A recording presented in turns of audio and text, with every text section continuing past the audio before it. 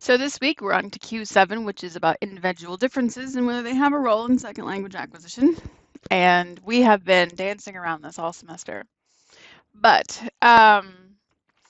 so when people talk about doing research on individual differences, what this means is that they're researching whether some difference is an outcome, so being successful or not successful language acquisition, could be due to individual differences. And these can be of many types. Language aptitude was one of the first ones that was studied, whether you have some kind of special gift at learning languages, whatever that means. Then motivation came up, and then others. One of the most notable authors kind of in this area is Dornier, and I have no idea how to pronounce Dornier's first name, nor even to make a guess at pronouns, which is for the best, I would say. But Dornier has a book that if we were back in campus, you are welcome to come and browse. And Dornier 2005 is that book, as a matter of fact. In this presentation, from time to time, you'll see et sequitur, because there's a couple different people for whom et sequitur is a good way to describe. Et sequitur, which we're not doing in this particular, in the APA for this format, because not every author even uses it. But when you see it, this et sec, business SEQ here, what it refers to is and subsequent publications.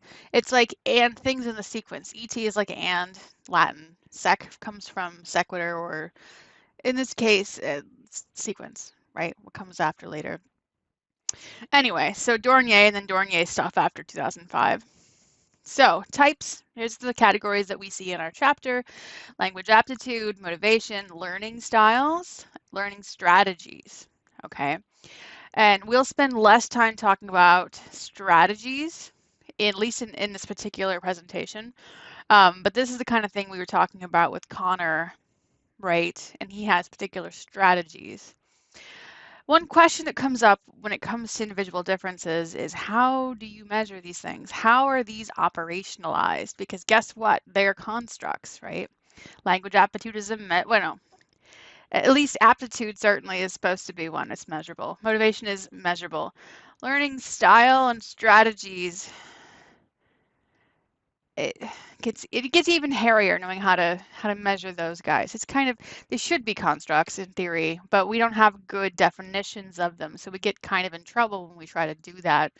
I guess you kind of need an accepted definition of some sort to begin to take apart something as a construct. Anyway, so let's see, language aptitude. It's kind of a broad term. It's a little hard to define. However, some people attempt to describe it, I believe this is from our book, as cognitive abilities that the learner brings to the task of acquisition, which is still kind of vague, right?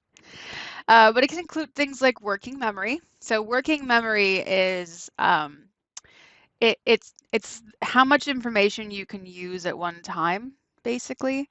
So it's usually there's kind of the broad, working memory of any type, and there's verbal working memory. There's symmetry, kind of, patterns. There's numbers. There's sound. So working memory is the ability to keep stuff in your cognitive space, right? So people have used this as a way to get at what they think might be language aptitude. So the idea of behind working memory would be, if you have more working memory, you can keep more information in your mind and it makes you a better learner. Except there are papers that predict the opposite from data, is that they found some learners. So some people have found that people with high working memory are really good learners of second languages. And there are people who have found that people with very small working memories are good language learners. And their proposal is that you're not overthinking it. That's kind of an explicit, implicit thing, right? They're going, oh, you're not overthinking it. You're acting like a kid, because kids have less working memory than adults. So, but this has been used sometimes as a proxy for language aptitude. Grammatical sensitivity is another. I think a lot of people are actually thinking of this when they think of language aptitude. It's kind of a pattern recognition ability, the ability to look at, it's the kind of thing you do in morphology, where you look at a whole bunch of words and think, okay, all right, there's patterns in here somewhere, right? That ability to pick stuff out, that's grammatical sensitivity, right? Actually, it's the second one in particular is one that tends to be higher in linguistics majors. It's funny that I went to a conference one time that said, if nothing else, testing someone's grammatical sensitivity is a that's they saw that as a proxy for success in the linguistics major, which I think is pretty funny, but it's fine.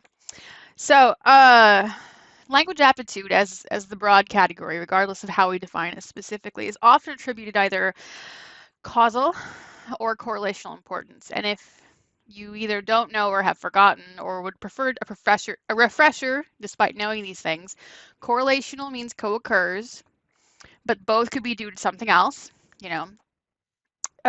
Or causal is X causes Y, right? Y occurs because of X. So when people who say that language aptitude is an effect on success in second language acquisition, they're either saying, I have a bunch, ergo, that's causal, I'm good at learning. Or whatever makes me have a lot of language aptitude also makes me be successful at L2 acquisition. That'll be correlational. De Keyser, for example, found a correlation between what he measured as aptitude and English morphology syntax test that he used with adult L1 Hungarian learners of English, L2 learners of English. And so he decided verbal aptitude was predictive of success in an L2. However, the correlation didn't hold for learners before adulthood. So this paper was a critical period hypothesis paper. He's like, oh man, in adulthood, there's a correlation with aptitude, see? And there isn't before adulthood, so oh boy, must be critical period. It's not unreasonable, but it's not conclusive either. Robinson, 2001, et sequitur, proposed the aptitude complex hypothesis, and complex here is a noun, right? Not a complex hypothesis, but a complex, right? Like, a conjunction or grouping of things. So what I believe he said was there were different types of aptitude, and this could include both verbal aptitude and working memory and grammatical sensitivity, whatever. And his work has claimed that it interacts with success depending on the type of instruction. So certain kinds of aptitude might help you with oral versus written, or it might help you with explicit versus implicit. So the idea here would simply be there are multiple types of aptitude and there are multiple types of instruction, and they have different relationships. So something to keep in mind. Motivation, and this is the one we've talked about the most so far in this class. So there's different models to talk about desire as in desire to learn, right? Some of them look at them as socio-psychological variables, such as how the learner perceives the target language and culture and degree to which I'm using this voice because it's italicized. I'm sorry, and I don't mean to be. I'm not being demeaning. It's italicized. How the learner perceives the target language and culture and degree to which the learner wishes to interact with the language, right, or the culture in this case, right. So the psychological dimensions of social perceptions and motivation. Cognitive oriented, so the mental self of learners. This is kind of like I'm self-actualizing by learning this. This is part of, becomes part of me, that kind of thing. Self-esteem and self-regulation, which has to do with I feel good about this or I don't feel good about this. And self-regulation is kind of like self-control, right? So I don't feel good about this, but I can do it, that kind of thing. And some of them are related to personality, right? In research, though, they kind of hone in on the ones we've talked more about, except for here they're called intrinsic and extrinsic, or rather internal and external. Intrinsic is like inherent, you have it because you have it. Your being as it is has particular motivations. And extrinsic are things imposed externally, things that are motivated from sources that are not part of you. So you can see why internal and external fits into these similarly. I think they get used somewhat interchangeably, those terms. Intrinsic, internal, extrinsic, external.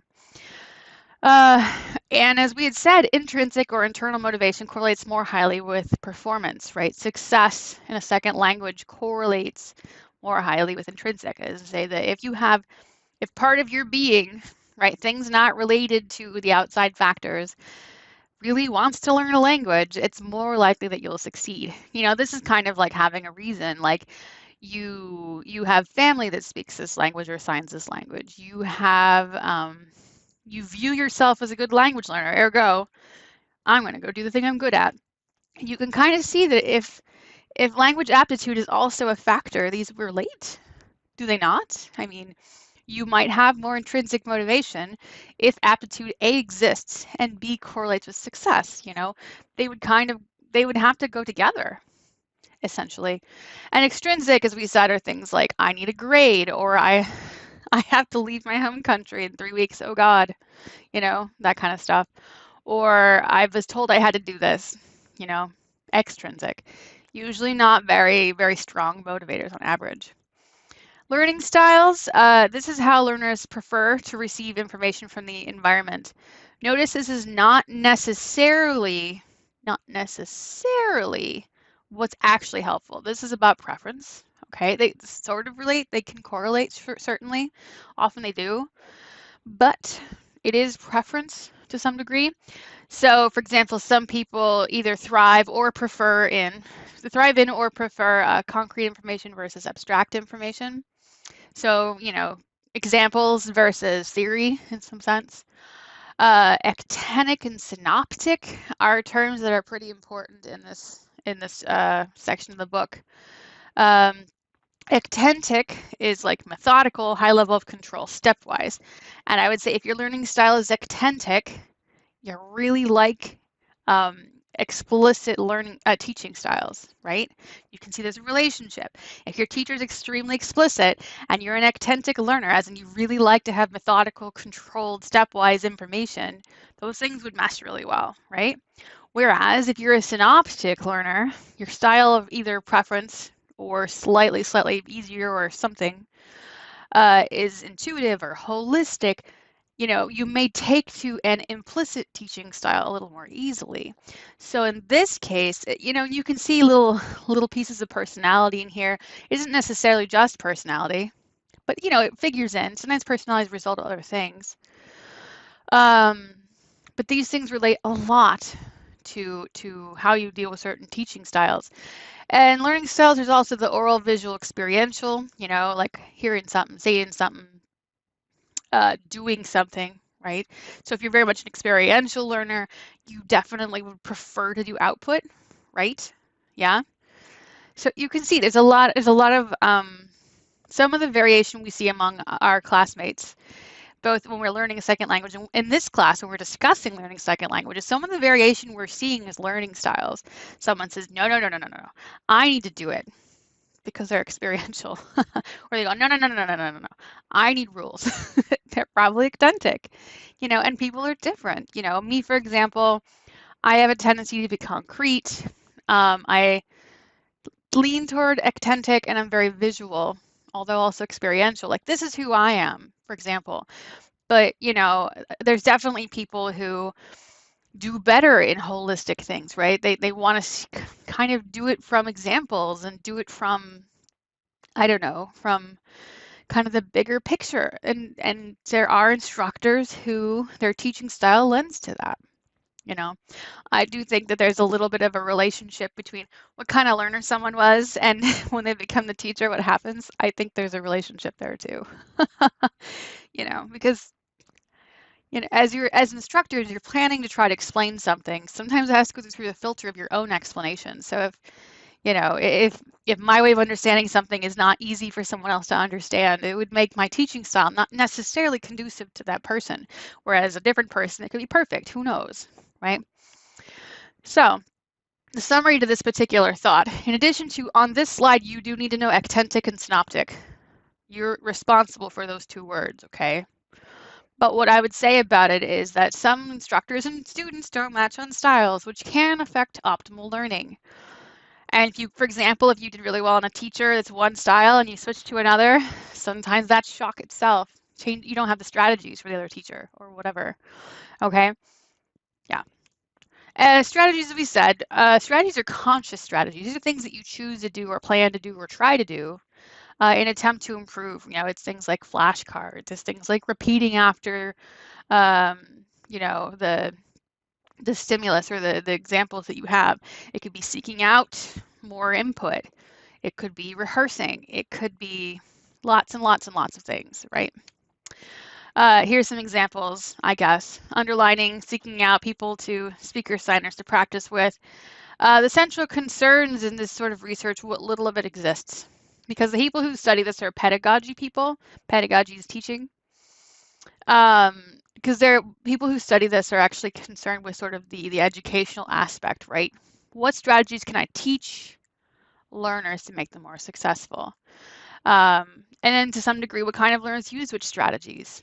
You know, if somebody's holistic, maybe they really like seeking out input. If someone's rule-based, maybe they like to, I don't know, copy down rules. I don't know. There's lots of ways that this could interact with one another. You know, or then the third one is, can strategies be taught? If there's a couple strategies that are really good for, let's say, either this language or this particular structure in this language, or for phonology of some sort or whatever, can you teach someone strategies?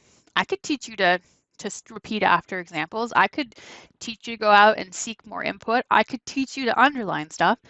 So yeah, some of them certainly can be taught. The question is whether all of them can, and if the ones that can be taught are equally useful. Okay.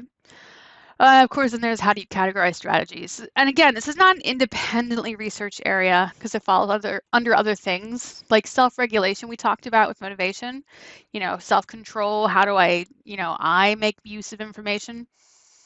So it's not usually its own thing, but you can also see this has fingers in so many other places, right?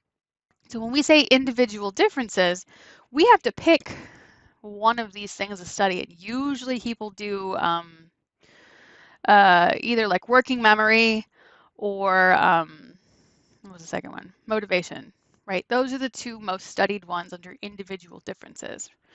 I think sometimes learners succeeding better with implicit or explicit sometimes get studied, things like executive control, other cognitive functions sometimes.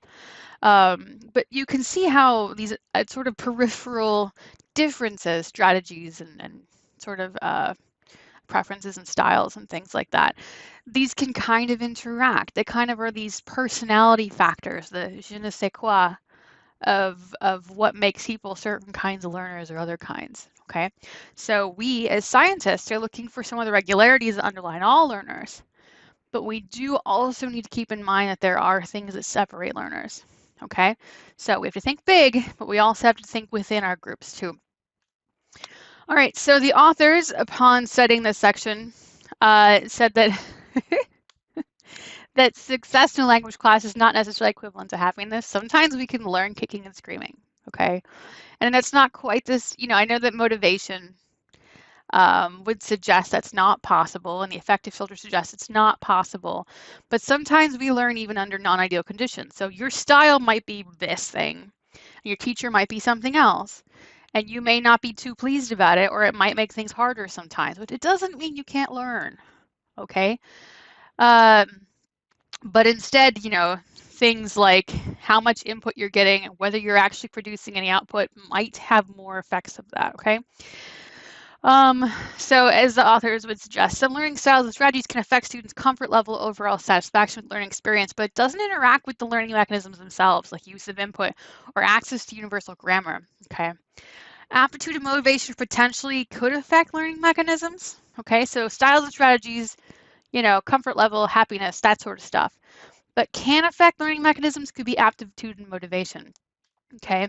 Research isn't conclusive about that, but it is what it suggests. Okay, so here are things I cited in this section. Let me know if you have questions, and see you in class.